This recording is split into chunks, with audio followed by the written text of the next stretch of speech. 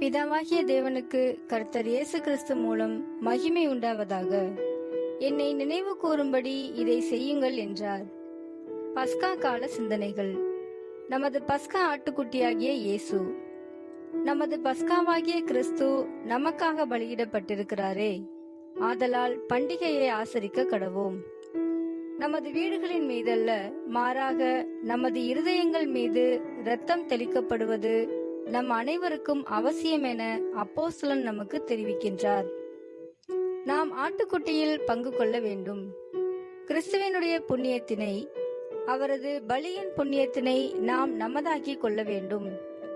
புதிய யுகமாகிய காலையின் போதான விடுதலைக்கு நாம் பலத்துடனும் ஆயத்தத்துடனும் காணப்பட வேண்டுமானால் நாம் புளிப்பில்லாத அப்பமாகிய சத்தியத்தை புசிக்க வேண்டும். இப்படியாக நாம் கிறிஸ்துவை விசுவாசத்தினால் மாத்திரம் தரித்துக் கொள்ளாமல், மாறாக நாம் அதிகமாக அவரது குணலட்சணத்தை தரித்து நமது இருதயங்களிலும் ஜீவியங்களிலும் அவரது மகிமையான சாயலுக்கு மறுரூபம் அடைகின்றோம். ரீபிரின்ஸ் 5, 8, 6, 9. ஆமேன்.